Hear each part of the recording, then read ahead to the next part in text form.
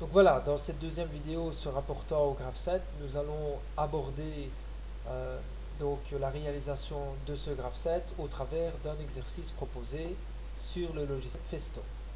Donc voilà ce que je vous propose sur Festo. Donc tout simplement un vérin double effet avec son fait de course de rentrée FC0 et son fait de course de sortie FC1.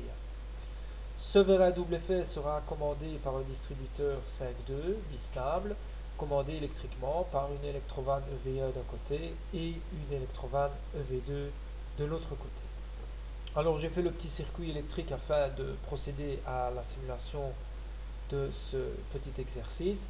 Donc vous avez le bouton Start qui est mis en série avec FC0, mais vous voyez que FC0, il y a une flèche qui dit qu'il est enclenché, effectivement, puisque le piston ici est rentré et donc commute, si vous voulez, le fait de course FC0.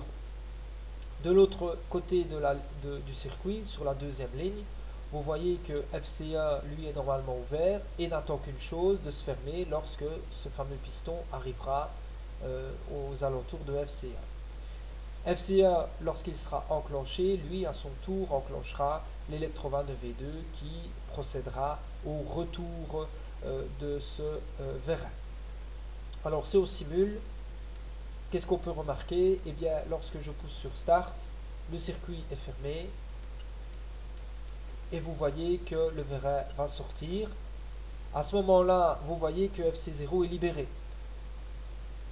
Voilà. Et lorsque ce vérin arrivera au deuxième fait de course, FCA, il va enclencher ici le retour EV2. D'accord? Donc voilà, on peut le refaire une fois. Voilà. Donc le but, c'est de reprendre toutes les informations qui sont sur le circuit pneumatique et sur le circuit électrique afin de réaliser notre graphe 7. Voilà, donc on va revenir sur le graphe 7.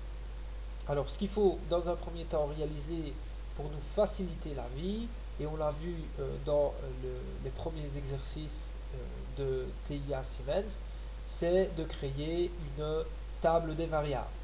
Donc on se rappelle, on va aller dans variables API et afficher toutes les variables. Voilà. Et on voit que notre table pour l'instant elle est vide. Et bien on va la compléter. On va commencer par les entrées. Donc on a le premier start. Voilà. On aura FC0. Voilà. On continue FC1. Voilà. Et on aura nos deux sorties EVA et EV2. Alors on regarde un petit peu au niveau des variables. L'adresse I00, I0A et I02 conviendront parfaitement à nos entrées.